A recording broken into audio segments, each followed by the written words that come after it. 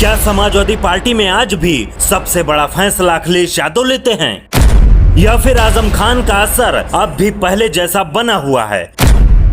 यह सवाल इसलिए उठ रहा है क्योंकि मुरादाबाद की अंदरूनी सियासत के बाद आखिरकार कमाल अख्तर को पार्टी के मुख्य सचेतक का पद छोड़ना पड़ा। कमाल अख्तर इसे सामान्य प्रक्रिया बता रहे हैं, लेकिन जिस तरह पोस्टर विवाद शुरू हुआ, फिर रुचि बीरा का नाम सामने आया, उसके बाद लखनऊ में बैठक हुई और आखिर में यह फैसला हुआ, उसने पूरे मामले को उत्तर प्रदेश की राजनीति का बड़ा मुद्दा बना दिया। आखिर पर्दे के पीछे ऐसा क्या हुआ कि समाजवादी पार्टी के भीतर यह नौबत आ गई? आइए पूरी कहानी शुरू से समझते हैं।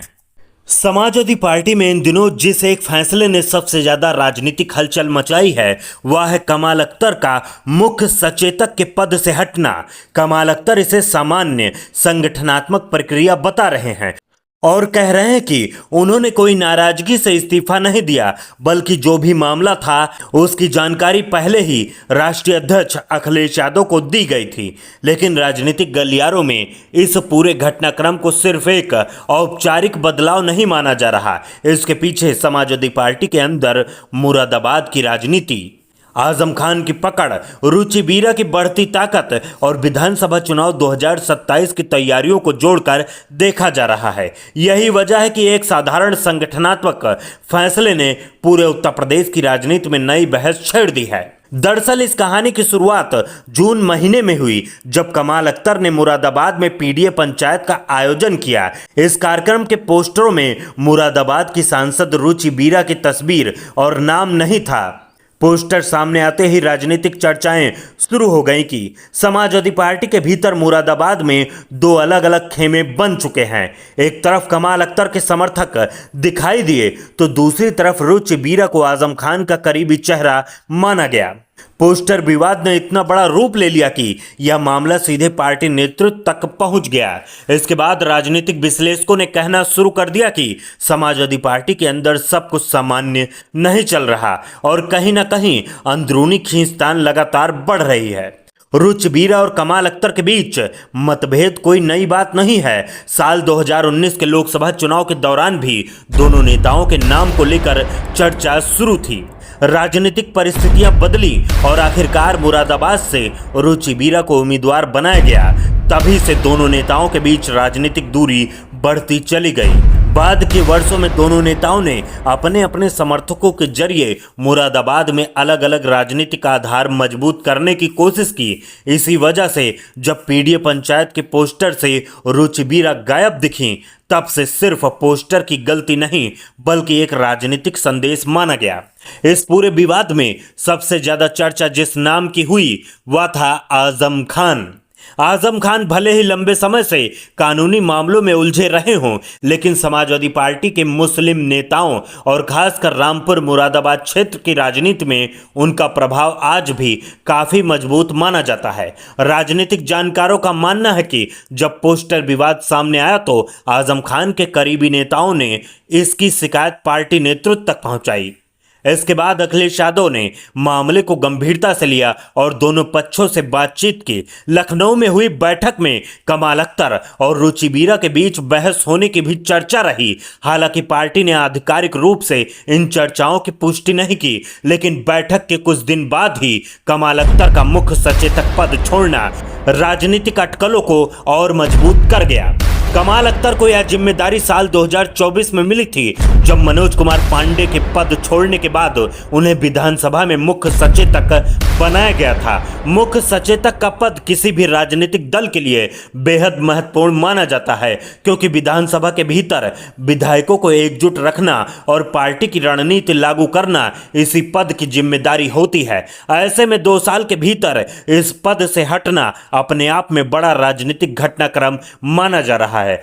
हालांकि कमाल अख्तर लगातार कह रहे हैं कि यह फैसला पूरी तरह संगठनात्मक है और इसमें किसी तरह का विवाद नहीं है, लेकिन विपक्ष और राजनीतिक विश्लेषक इसे अलग नजरिए से देख रहे हैं। इस पूरे मामले के बीच अखिलेश यादव के जन्मदिन का कार्यक्रम भी खूब चर्चा में रहा।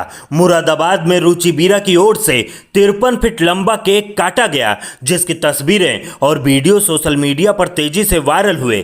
समर्थकों ने इसे शक्ति प्रदर्शन बताया, जबकि विरोधियों ने कहा कि यह संदेश देने की कोशिश थी कि मुरादाबाद में अब किस नेता की राजनीतिक पकड़ मजबूत है। कई राजनीतिक जानकारों ने इसे आजम खान खेमे की ताकत के प्रदर्शन से भी जोड़कर देखा। हालांकि इन दावों की अलग अलग राजनीतिक व्याख्या है और पार्टी की ओर से ऐसा कोई आधिकारिक बयान नहीं दिया गया। अब सबसे बड़ा सवाल यह है कि क्या कमाल अख्तर का पद छोड़ना वास्तव में एक सामान्य संगठनात्मक बदलाव था, या फिर समाजवादी पार्टी के अंदर चल रही गुटबाजी को शांत करने की कोशिश है।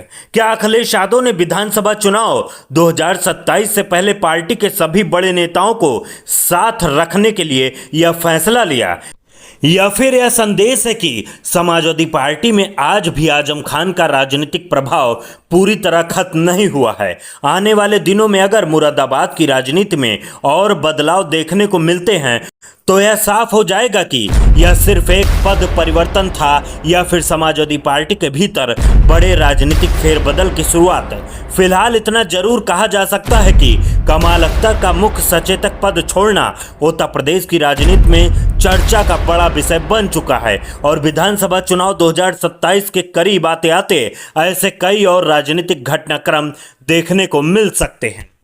लेकिन इस पूरे घटनाक्रम ने एक बात साफ कर दी है कि समाजवादी पार्टी विधानसभा चुनाव 2027 से पहले किसी भी तरह की अंदरूनी खींचतान को लंबा नहीं चलने देना चाहती। यही वजह है कि जैसे ही मुरादाबाद का विवाद बढ़ा, पार्टी नेतृत्व ने तुरंत हस्तक्षेप किया और मामला शांत कराने की कोशिश की। आने वाले महीनों में टिकट बंटवारे और चुनावी रणनीति को लेकर ऐसे कई फैसले देखने को मिल सकते हैं। इसलिए कमाल अख्तर का मुख्य सचेतक पद छोड़ना सिर्फ एक संगठनात्मक बदलाव नहीं, बल्कि विधानसभा चुनाव 2027 से पहले समाजवादी पार्टी की रणनीति का भी अहम हिस्सा माना जा रहा है। अब देखना होगा कि यह फैसला पार्टी को कितना राजनीतिक फायदा पहुंचाता है।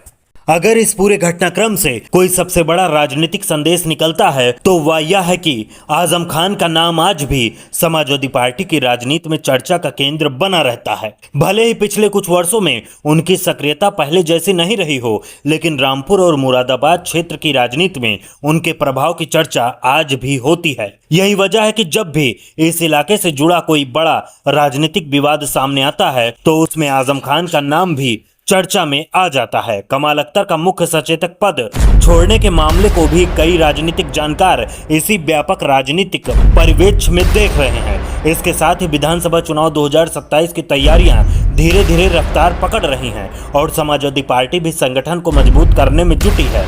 ऐसे समय में पार्टी नेतृत्व किसी भी जिले में गुटबाजी या नेताओं के बीच लंबे समय तक विवाद की स्थिति नहीं चाहता। इसलिए आने वाले महीनों में संगठन और टिकटों को लेकर कई अहम फैसले देखने को मिल सकते हैं।